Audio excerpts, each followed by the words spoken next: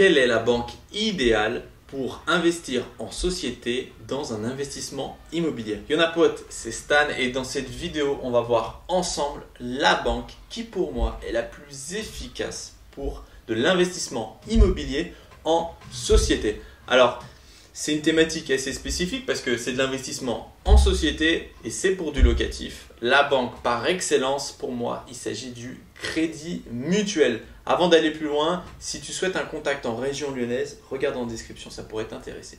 Maintenant, on va rentrer vraiment dans le vif du sujet et pourquoi est-ce que je te recommande le Crédit Mutuel. La première chose à savoir, c'est que si tu parles et si tu as la chance d'être un client en face du responsable d'agence, il a une délégation à hauteur d'1 million d'euros. C'est-à-dire que si ton projet est pertinent et si tu arrives à convaincre la personne que tu as en face de toi, il peut t'accorder jusqu'à 1 million de crédits immobiliers en société.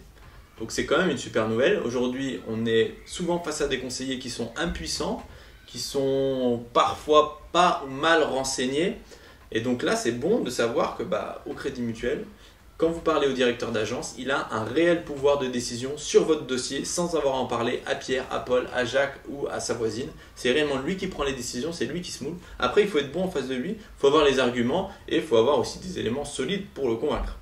Si tu n'as pas la chance de parler au responsable de l'agence et que tu parles à une conseillère ou à un conseiller pro, ce conseiller pro a une délégation jusqu'à 500 000 euros. Ça te permet quand même d'avoir une fourchette assez large pour pouvoir travailler avec cette banque et réaliser 2, 3, voire plus d'investissements immobiliers, toujours en achetant en société.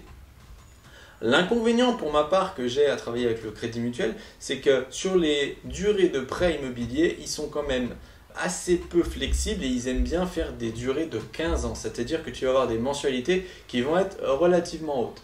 Alors, ce n'est pas toujours le cas. Parfois, il y a quelques exceptions, tu peux arriver à faire du 20 ans. Mais généralement, sur mes projets personnels, c'est du 15 ans.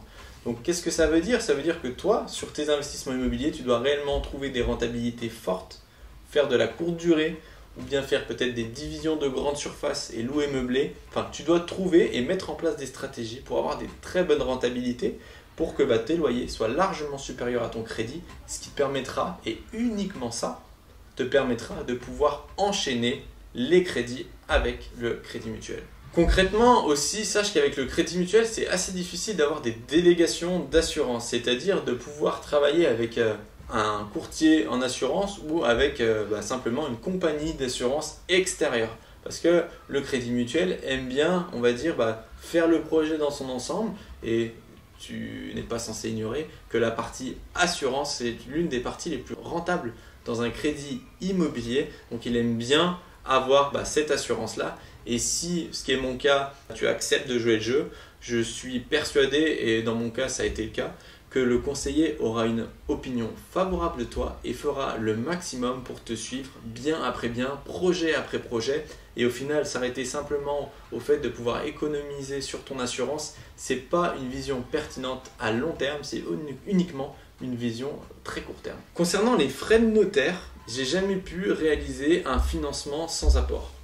Donc de temps en temps, il me demandait l'intégralité des frais de notaire, à savoir entre 7 à 8%. Et sinon, sur des gros projets, j'ai pu négocier 3 à 4% du montant des frais de notaire. Les travaux sont systématiquement financés. Dans le cadre de tes prêts immobiliers, si tu veux des travaux, tu peux facilement demander des reports de mensualité de 6 à 1 an. Il faut simplement que tu puisses le justifier auprès de ton conseiller en lui disant ou en lui montrant des photos qu'effectivement tes biens ou ton immeuble nécessitent des travaux importants. Sache que je ne suis pas sponsorisé par le Crédit Mutuel, donc je n'ai pas d'intérêt particulier à te dire ça, si ce n'est à t'aider à trouver un partenaire bancaire sur lequel tu pourras travailler efficacement sans perdre de temps, parce que l'un des grands avantages aussi de travailler avec le Crédit Mutuel, c'est que tu as des retours très rapides.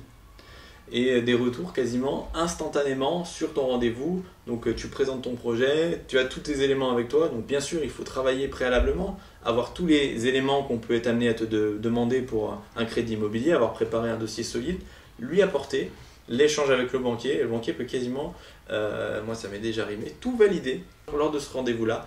Et donc comme ça t'évite réellement de perdre du temps à aller taper à plusieurs portes et représenter à chaque fois ton projet, avoir plusieurs interlocuteurs et aussi perdre du temps pour la mise en place de tes travaux et de ton projet immobilier.